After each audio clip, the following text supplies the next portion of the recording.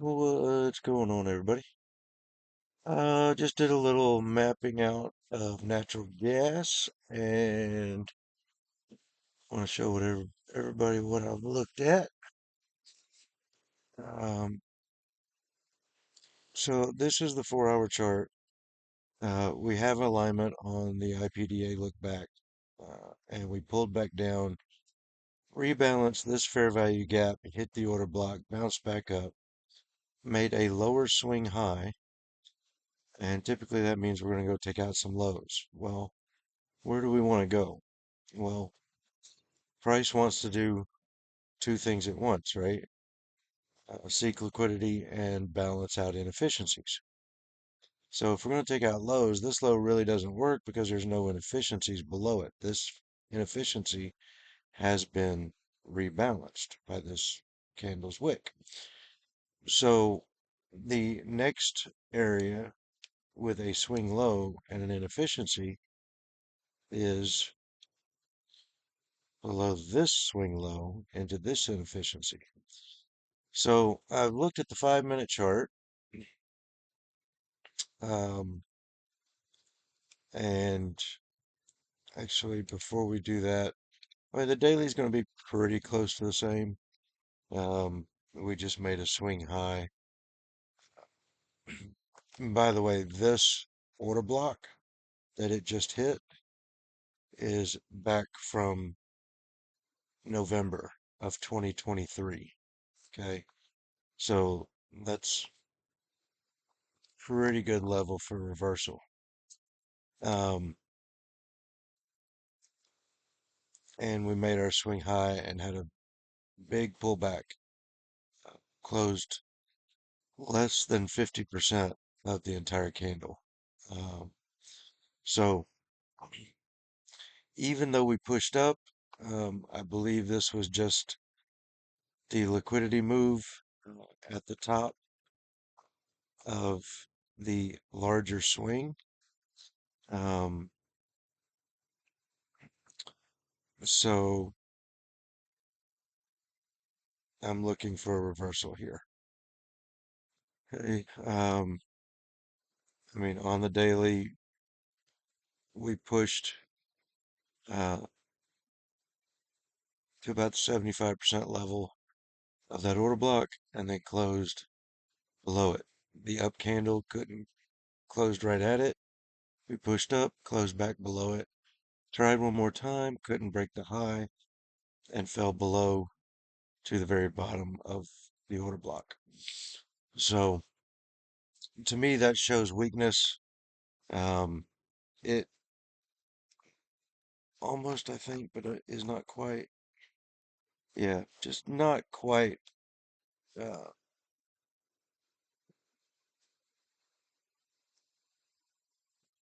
Jumped a little. Um, that's a flat bottom reversal. We'll see how it goes, but again, um, this fair value gap at the 50%, uh,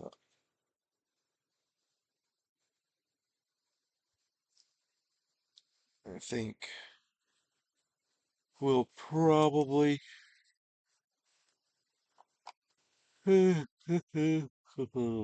might give us a little bit of a problem, but I think eventually we drop below that. Um, because what I'm looking at is on the 1 hour, I believe. Uh, let's just go back to current price. All right. Yeah. So what I'm looking for as a target is on the 1 hour, um, which will extend the IPDA look back. It's going to align, but um, I think it's going to push it a little further to get into this area. Uh, And I was gauging this area off the 4 hour, but it works out just fine. Um, we may come down, hit this area, bounce a little bit, and then fall. But I think we're going to get into these fair value gaps somewhere. So I'm just looking at the very top right underneath this swing low. That's my target. So when I'm looking for an entry on that uh, expected move on the higher time frames, I need to find a good spot to enter, right? Well, what I've got here is relative equal highs on the 5 minute. Let me turn off the look back on here. I've got relative equal highs on the 5 minute after displacement down. There's one thing I did not put on here, which I need to check real quick. And that is the 6-2 retrace of the last 5 minute displacement.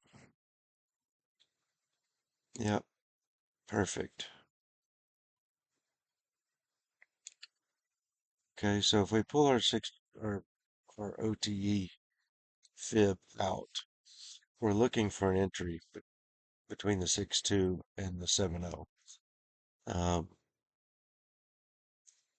And this is perfect. We have a unicorn here, the fair value gap inside of an order block. Okay. And the midline of that fair value gap sits in between the 6-2 and the 7-0. The midline of the order block sits right at the 6-2. So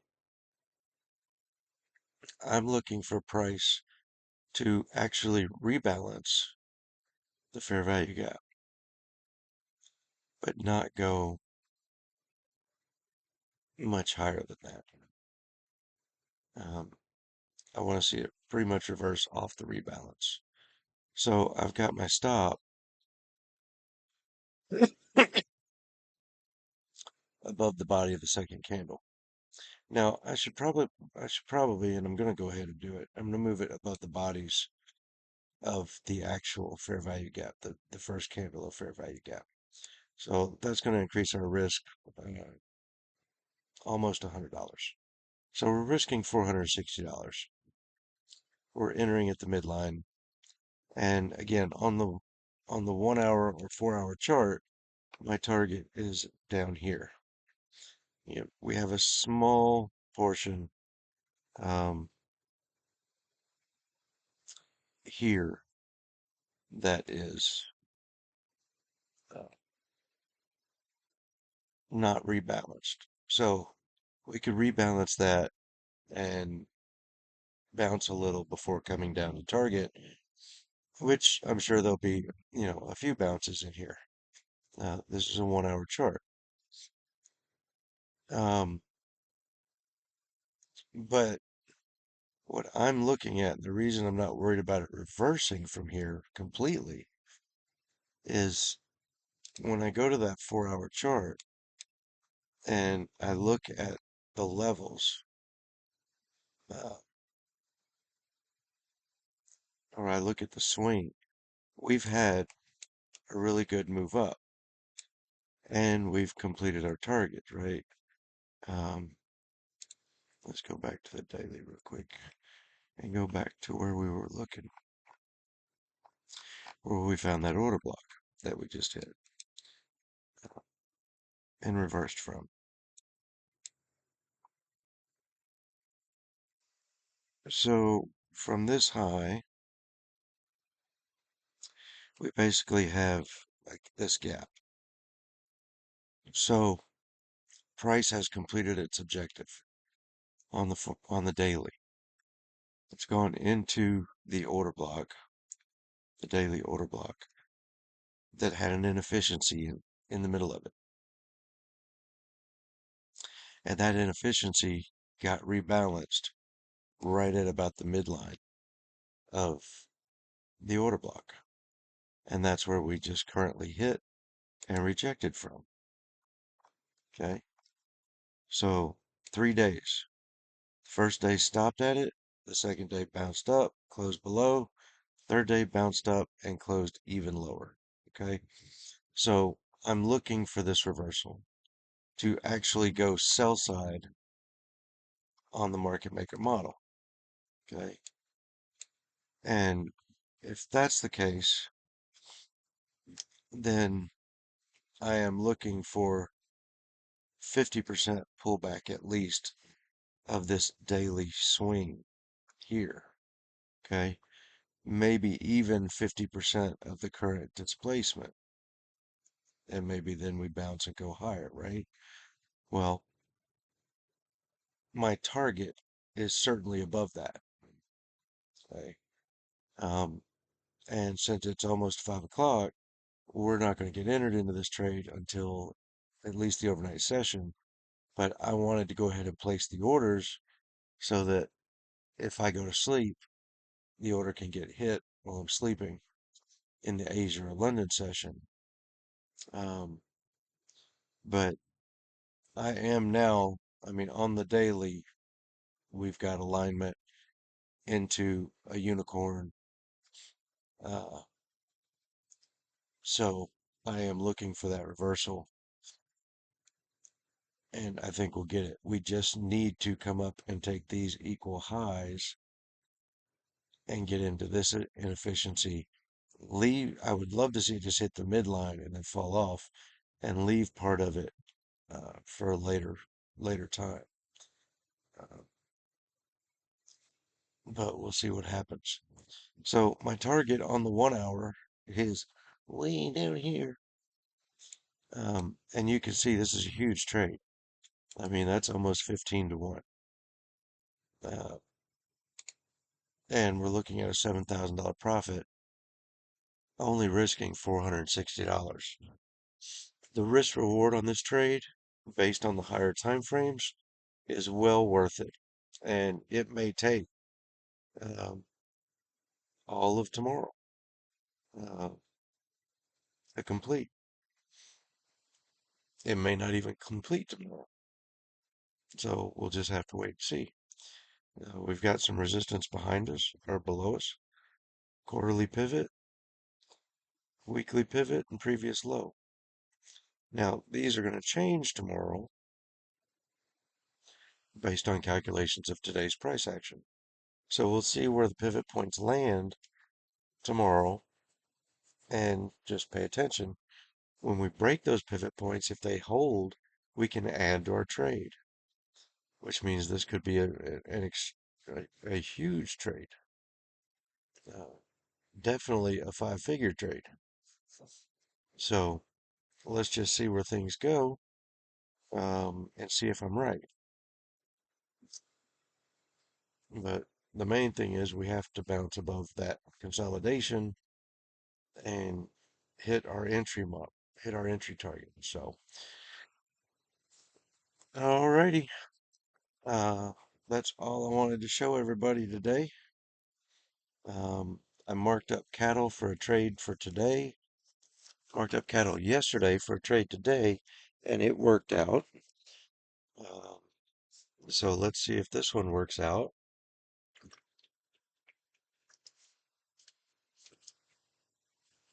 And then we'll find something else to mark up and see if it works out. And we'll just keep going and keep going and keep going. Because now I've done enough back testing and now I've built my entry model. Where I want to enter trades at is basically a unicorn um, at specific dealing range levels. And if I can find that and it correlates with the higher time frame, then I certainly want to take that trade, especially when you're getting a 15 to 1 risk reward.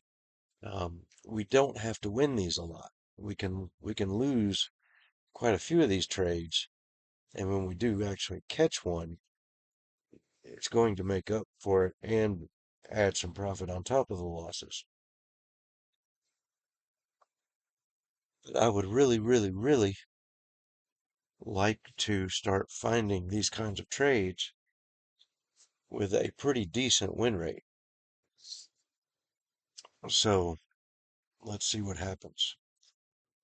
Market is now closed, so I will see everyone tomorrow. I will be back on day shifts, so I will be watching the markets through London and into the New York and be back onto my lives for the New York pre-market and market open AM sessions. So see everyone then.